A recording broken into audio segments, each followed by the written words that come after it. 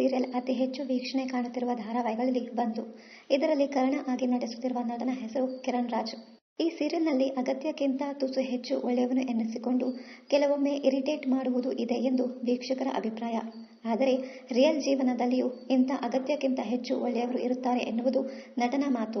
ಅದೇನೇ ಇದ್ರೂ ಕಿರಣ್ ರಾಜ್ ಅವರ ನಟನೆಗೆ ಮನಸೋಲದವರೇ ಇಲ್ಲ. ಇವರು ಇದಾಗಲೇ ಸೀರಿಯಲ್ ಮಾತ್ರವಲ್ಲದೆ ಸಿನಿಮಾಗಳಲ್ಲಿಯೂ ನಟಿಸಿ ಸೈ ಎನಿಸಿಕೊಂಡಿದ್ದಾರೆ. ಮೈಸೂರಿನವರಾದ ಕಿರಣ್ ಹುಟ್ಟಿ ಬೆಳೆದಿದ್ದೆಲ್ಲ ಉತ್ತರ ಭಾರತದಲ್ಲಿ. 1993ರ ಜುಲೈ 5ರಂದು ಹುಟ್ಟಿರುವ ನಟನೆಗೆ ಈಗ 32 ವರ್ಷ ವಯಸ್ಸು. ಲವ್ ಬೈ ಚಾನ್ಸ್, ಹೇ ರಿಶ್ತಾ ಕ್ಯಾ ಕೆಹತಾ high, ಈರೋಸ್, connection of teenagers ಧಾರಾವಾಹಿಗಳಲ್ಲಿ ನಟಿಸಿದ್ದರು.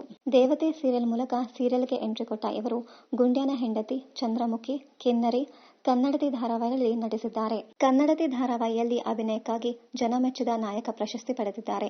Dance ಹಾಗೂ ಲೈವ್ ಸೂಪರ್ ಗುರು, ಬಿಗ್ ಬಾಸ್ ರಿಯಾಲಿಟಿ ಶೋಗಳಲ್ಲಿಯೂ ಭಾಗವಹಿಸಿದ್ದಾರೆ. ಹೀಗೆ ನಟನೆಯಿಂದ ಪ್ರೇಕ್ಷಕರ ಮನಸ್ಸನ್ನ ಕದ್ದು ಗೆದ್ದಿರುವ ನಟ ಹೀರೋ ಸೀರಿಯಲ್ಗಳ ನಟರ ಪೈಕಿ ಅತಿ ಹೆಚ್ಚು ಸಂಭಾವನೆ ಪಡೆಯುತ್ತಿರುವುದು ನಿಜನಾ?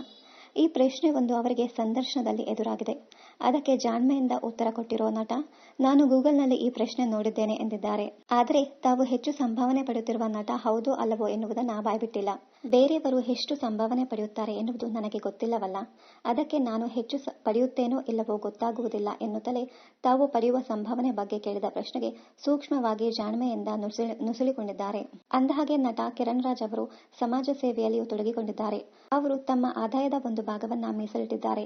ಅವರು ಅನಾಥಾಶ್ರಮ, ಬಡವರಿಗೆ ಮತ್ತು ಬೀದಿ ಬದಿಯ ಜನರಿಗೆ ಆಹಾರ, ಊಟ, ಬಟ್ಟೆ, ನೋಟ್ಬುಕ್ಗಳಂತಹ ಅಗತ್ಯ ವಸ್ತುಗಳನ್ನು ವಿತರಿಸುತ್ತಾರೆ.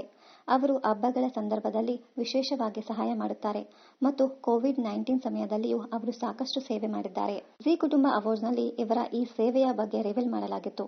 ಅನಾಥಾಶ್ರಮವೊಂದಕ್ಕೆ ಕಿರಣ್ ರಾಜ್ ಕಡೆಯಿಂದ ಪ್ರತಿ ತಿಂಗಳು ರೇಷನ್ ಬರುತ್ತದೆ. 25 ಮಕ್ಕಳ ಸ್ಕೂಲ್ ಫೀಸ್ ತುಂಬುತ್ತಾರೆ.